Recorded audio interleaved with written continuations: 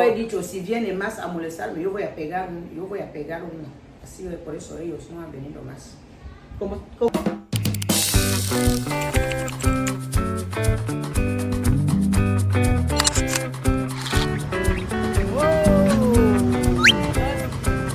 Madre mía, qué extraño.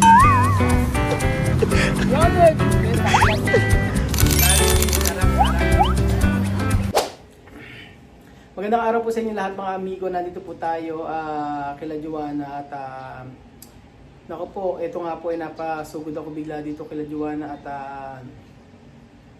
ako naman natutulog daw siya rito at may mga bata raw na nanggugulo. Oh. May bata raw na hindi ko alam kung anong oras yun. Pero no está bien. Cuando hay una gente viene la pides pues para molestar. No me gusta porque tú no hablar a esa chica. Yo hablar con ella hace como no me escucha, ella mira así. Yo he salido, esos niños escapar, después venir. ¿Qué hacer así, así, así, así? Sí, hacer así, abrir la puerta, se van, pin. ¿Van? Después hacer, abrir también la ventana. Yo levantar estos niños, salir, otro ir ahí. Pero no hay problema, esto va a salir, esto familia. Yo hablando con ella, yo he dicho, yo no quiero más. Sí, va a salir, pero no es No. como yo venir a despachar. Después, no.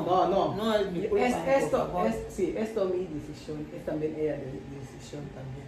Si no van a decir, No, Joana, sí, no, cuando yo venir, no, yo a despachar, despachar este chico. No, despachar. tú tienes mucha paciencia. Mira, No. ¿qué persona, cuánto bebé así hacer? Mucho, 2 veces. Pero saber tú estás aquí. Sí, yo aquí, como dormir, yo dormir. Es saber. Sí. Yo ahí hablar con ella. Ella hace así. Yo he llamado a Wesley. ¿Pero cuántas veces hacer eso?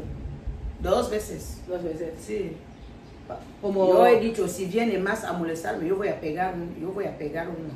Así de por eso ellos no han venido más. ¿Cómo vas a decir pegar? Yo hablar así, ¿Cómo? yo enseñar. Yo ¿Cómo? hablar inglés. Tú, ¿Cómo va? No. ¿Cómo? Ah. ¿Cómo te hablas? Wesley, yo he llamado a Wesley. Ah, inglés. Wesley hablar inglés. Ah. My mother. Mother. Problem.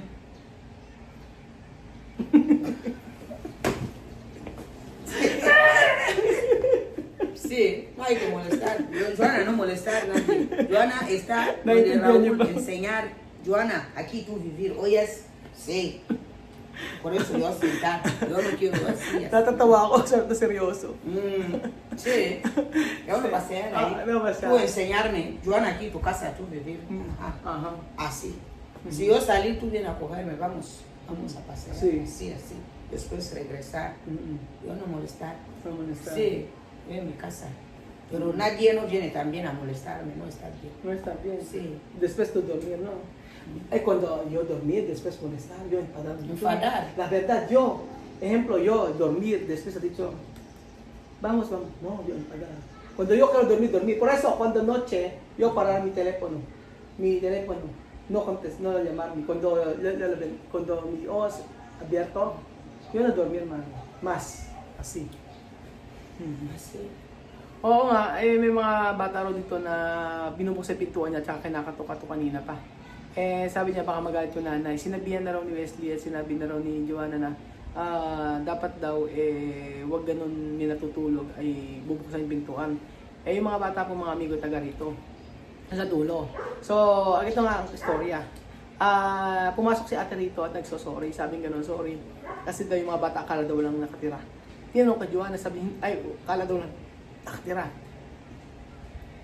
Kaya sabi ko, hindi, sabi ka ni Joanna, alam ng mga bata na may nakatira. Unang-una, okay lang. Pero pangalawa, hindi na okay yun, sabi ko kay ate. Pero, ayun, sabi ko nga kay Joanna, ganun ka ako talaga. Kapag ka, ang pinakamaganda mukha akong gawin, tama yun, marunong ka mag-English, nakakausap mo. Sabi doon Joanna, pagka daw pumasok uli, ay papaluin niya, sabi gano'n. Sabi niya, tapos sabi ko sa kanya, huwag ka mag-alala, aalis naman ako yung umuupa dito. Sabi ko, kasi hindi na nila renew. So, yung una pa pinaalis na namin, yung pangalawa, aalis na rin po kasi kailangan na ng malaking bahay, hindi na sila kasya dito. So yung mga bata kasi ang dami nilang family doon. So ngayon ay hindi na sila babalik at sabi ko hindi ka naman na sabi nga ni Joanna ay ganun din ginagawa sa kanya. Lagi siyang pagka natutulog maaga binubuksan. Alam naman ng mga bata na may tao dito. So syempre kahit ako maiinis ako pagka ganun at saka ewan ko ba bakit ba nakita ko rin kasi mga amigo pero pumasok naman si ate at nag-sorry. Sabi niya ay hindi raw alam na may tao dito. Ganun po mga amigo. Kaya sabi niya kanina sa akin ay ako pagka pupunta ako dito papasok ako tapos pagkayari aalis din naman ako. Pagka sinusundo mo ako, pagka lilibot tayo. Yun yung sabi ni ni Joanna na never siyang hindi naman kasi nangangapit bahay ko. Sabi ko sa kanya mas maigi ka ko asa dito lang. Pero kung magkakaroon ka ng mga friends, okay lang. Yung mga friends kasi sabi ni Joanna, mga tropa, hindi naman lagi nagpupunta rito mga amigo. Madalang, sa Wesley ganun din. Ano Joanna? De amigo de Wesley también no, ¿cómo se llama? No venir aquí todos los días, no? Por eso cuando haya tiempo después venir, pero no todos los días está aquí. Sí, yo decir con todos los Filipinos, no todos días amigo de Wesley está aquí. Hindi lahat ng araw natin mga kaibigan ni Wesley. Yung iba kakala pagkabarkada-barkada, araw-araw nandito na. Hindi po mga amigo, may time lang, may pagkakataon lang. Kaya sabi ko nga sa inyo, yung 15 minutes video, yung 12 minutes video, hindi natin po pwedeng husgahan kung ano man yung mga nangyayari sa araw-araw. Like mga amigo, kung paano kami kung paano kami nagluksa sa time na kung saan si ano po ay ilan ay umalis, mga amigo. Hindi nyo alam kung paano kami nagluksa at nakikita nyo. At hindi ko siya pinapasayaw, pinapakanta sa mga bawat mga amigo. Yun ang kagustuhan niya para ma-entertain po kayo. Pero syempre mga amigo, yun ay kagustuhan niya. At sabi niya, iba naman daw yung personal na buhay niya kesa sa kasiyahan. Yung 15 minutes na masaya, 20 minutes masaya, o sumasayaw siya, kumakanta siya mga amigo, ay totoo yun. Totoo kung nakita niyo, hindi yan for the content mga amigo. Totoo kung ano yung pinakikita niya sa iyo. Masaya siya, 2 oras, 3 oras, ganyan. Pag may mga birthday yan, ganyan. Masaya siya mga amigo. Pero iba ang para-paraan ng bawat isa sa pagluluksa. Kaya hindi natin pwedeng ihusgahan ng isang tao sa ilang minuto nating nakikita ng videos. Yun po mga amigo. Kaya ako, saludo ako kay Joanna. Porque dahil napakatapang niya na babae. No? Yo hablo la verdad contigo. Mi respeto para ti, así. Mucho. No solo una chica estando ahí de fuera. No. Yo, cuando tu trabajo antes está mal, yo no pensar esto. Yo, mi mujer, respeto así, la verdad. Yo sacar video, no hay problema. Hablar de otra persona, no. Sin video, con video, mi respeto para ti, como mi mujer así. Mucho. Yo no pensar antes de vida. No, yo no pensar esto, mi respeto para ti está grande. Hablar con Bill, así. Por eso, yo no a pensar, yo no escuchar con otra persona. Joanna así, no. No, hasta allí, hasta hoy hay mucho guiñana mandar mi mensaje para ti. Pero he dicho, no me importa a todos.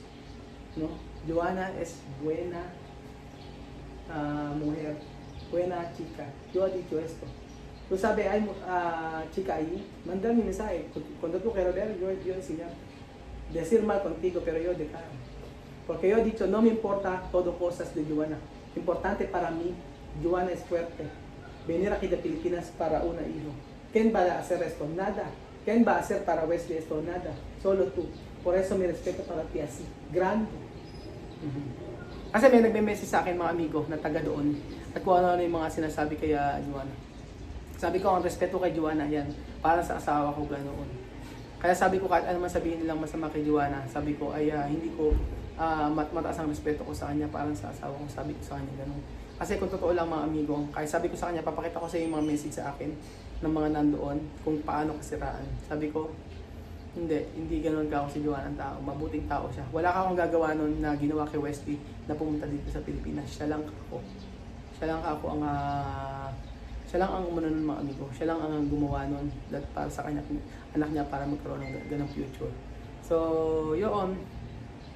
Agaya dito, mabait si Joanna dito sa mga kapitbahay. Tahimik lang siya. Kaya never siya nagkaroon ng ano dito. Hindi siya nagkaroon ng problema din sa mga kapitbahay na no. Siya tahimik lang dito. Makikita ko at saka yung CCTV namin mga amigo, ayan. Nakikita namin ginagawa. Tahimik lang si Joanna. Oh, kaya nga nakikita ko, hindi natin sabi ko nga yung kung ano man yung trabaho niya before, hindi natin pwedeng yun. Hindi natin po pwedeng husgahan. Ang nakikita ko sa kanya ngayon, ganong magkabuting tao. Ganon yun siya ka bait. At lahat naman, for sure, pagdaanan niya. Sabi ko nga po mga amigo, wala na akong pakialam sa mga sasabihin ng mga taga doon, lalo-lalo na yung mga naiingit sa kanya rito. Wala na. Sa akin po mga amigo ay nakita ko yung pagkatao ni Joanna, yung pagkakahatid lang niya kaya Wesley sa Pilipinas na pwede naman siyang, diba? Pwede naman siyang hindi muna bumalik dito or ganyan, pinuntahan niya yung mga anak niya doon na nangangailangan, ganyan.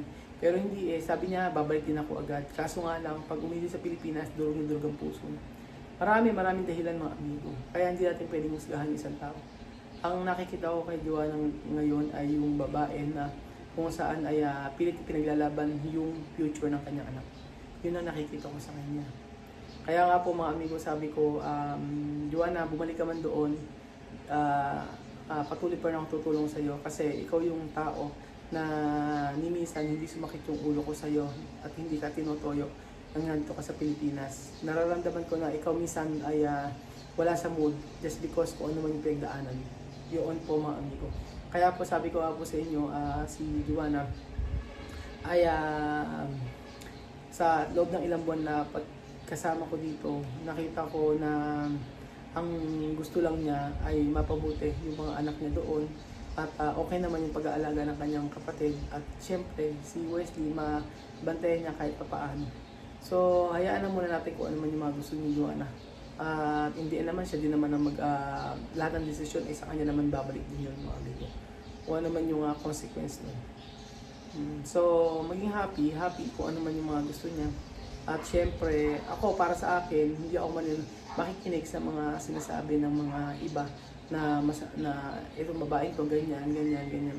So ang kailangan lang natin is pag-unawa muna at syempre yung suporta para dito. So ayun po mga amigo, babalitaan ko po kayo. Pero mamaya kausapin ko si ate uli na wag ganoon na ito naman nagtutulog lang na maayos. Siyempre gusto niya magpahinga ng tao. Lalo na ngayon summer mainit, di ba? So, siyempre ayaw nito ng kaaway. Ayaw ng ganun. Baka mamaya magkaroon siya ng kaaway din sa mga kapitbahay niya. Hindi maganda. Kaya nga po siya, ako na mismo ang kakausap doon. Pero nakita ko naman nag-sorry naman si ate. Kaya I think parang okay naman. Pero yung mga bata po sure hindi naman nauulit yan mga amigo. Kaya gano'n.